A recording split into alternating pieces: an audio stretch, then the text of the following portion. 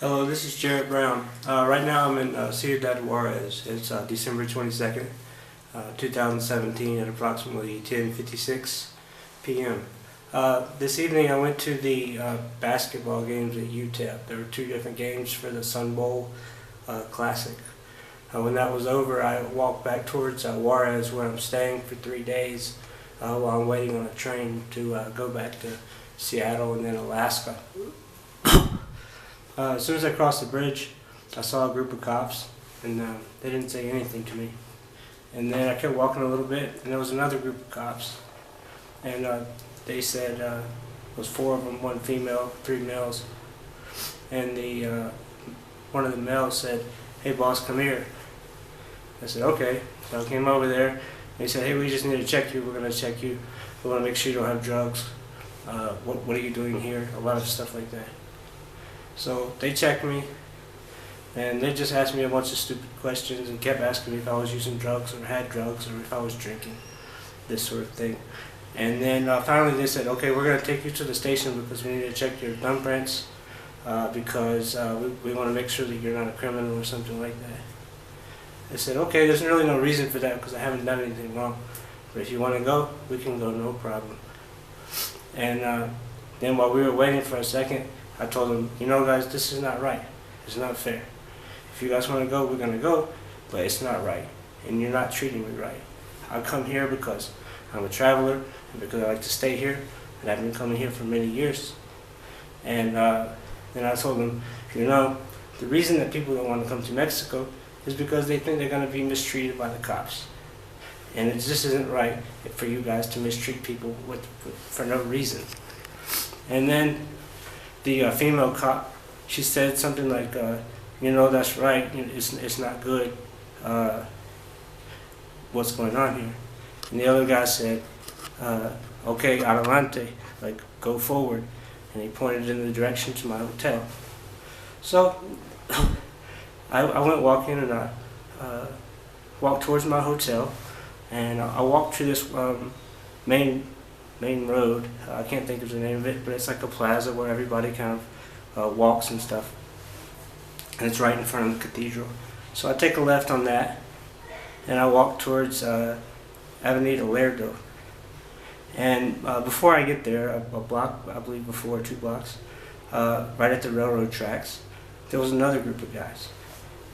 And so they stopped me, and I said, "Oh my gosh," in Spanish, I said, "I just got stopped over there.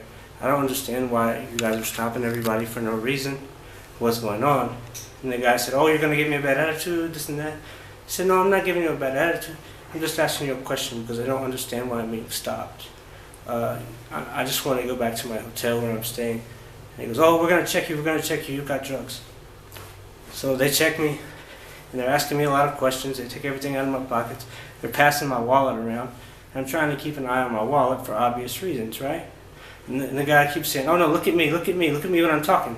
Meanwhile, the other guy has my wallet, right?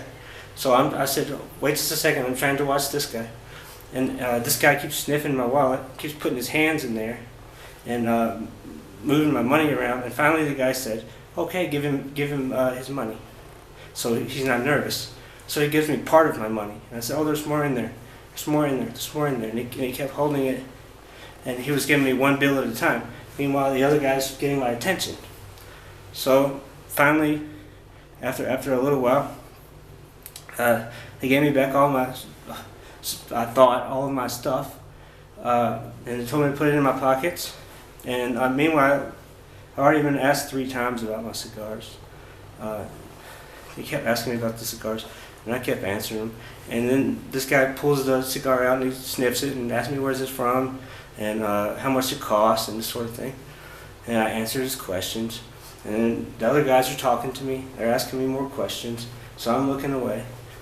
And then he hands me back the cigars. He goes, "You know, I respect you. You're a good person. You're a good guy. You know, have a good night." So I say, "Okay, thank you. You guys have a good night."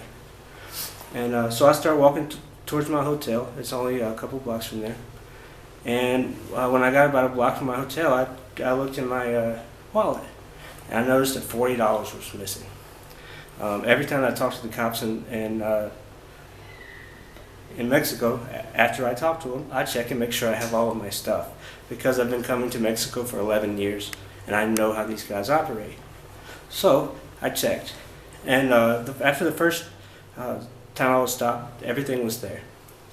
After the second time I was stopped, I'm missing $40 and 2 cigars. So even though I could have just gone to my hotel and taken the loss and just said, fuck it, I'm going to sleep, I went back and I confronted them. And I said, hey, look, you know, I have a problem. I'm missing $40. I was not missing that $40 when I came here. Someone, I believe, took it from me. And I believe it was one of you guys, because the last time I pulled my wallet out of my pants, I had all of my money. But when I left you guys, I did not have all of my money. And the guy said, well, who did it? And I said, well, I don't know, because you guys had masks over your face, and they were passing my wallet around, so I didn't actually see it gone, but I know it's gone because it's not there anymore. And he said, well, if you don't know who did it, then I'm going to take you to the station for making a false declaration. I said, no, there's no false declaration here. All I'm doing is saying that money is missing that I had before and it's not there now. I don't know where it went, and I don't know who took it, but I'm pretty sure it happened here, because there's no other place it could have happened. And the guy said, oh, well, you know, we've been moving the people around, so it must have been the other guy that was here before. It wasn't me. You know, how do you know it was one of us? I said, I can't tell who it was because there's a mask covering your face. But it was one of 4 guys who were here, and I believe it was you guys. And I said, you know what, to be honest with you, I have money. So if I lose $40, it's not the end of the world. I can just go to the bank and get more, you know. But the problem is that I've been coming here 11 years, and I have a reason to believe, no matter where I go in this world, that I should be treated fairly, especially by the police, right? You can understand if some piece of shit criminal rips you off, that shit happens, right? But that should never happen from the police. The police should be the most honest, the most dedicated, the most decent people around. But that's not always the case in Mexico.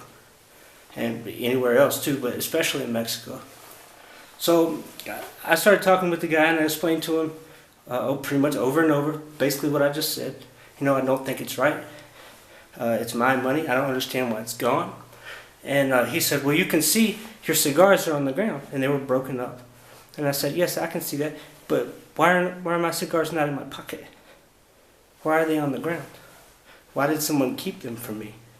Why didn't they return them? And he goes, oh, they're on the ground, they're on the ground. I said, yes, I understand. But for me, I feel like I should have been able to leave with those, and someone shouldn't have taken those. And he said, oh, well, I'm the boss of all of these cops all around here, and I'm going to go and I'm going to fire whoever did it. Don't worry. He said, I'm going to get him. I said, well, how are you going to know who did it? If you say you didn't do it and the other guys didn't do it, how are you going to know who did it? Oh, don't worry, I'm going to investigate. I'm going to check it out. I know what's going on around here. I said, okay. I said, so what am I going to do about my $40? Is there some way I can make a queja, a grievance, or a complaint? And he goes, oh, yes, sure, of course you can. I said, where do I go? What's the name of the government agency? Where is this government agency located? He goes, oh, it's over there by this and that road. And I think he just made the roads up. I said, what's the name of the agency? And he goes, oh, yeah, it's called sewer. I said, what does that mean? And he didn't tell me, so I still don't know the name of the agency. But so after I said that, he goes, look, you know, I understand you lost money. I don't want you to lose money. I'm a good guy. I'm the chief. I'm the boss of all these guys, and I want to have a good reputation here. So what I'm going to do is I'm going to send my guy to the Casa de Cambio, the change house, the place where you change your money over. And he said, I only have Mexican money right now, but I'm going to change it over for dollars, and I'm going to bring you back $20 just so we can work it out. So I lost 40, but he brought me back 20. It was my 20, and he kept the other one, but they wanted to, you know, try to keep me from complaining or making a big scene or going to the government and all that. But I guess since it's Christmas time, they needed a little extra money, and they got $20 from me. So It's not right, but shit happens, I guess.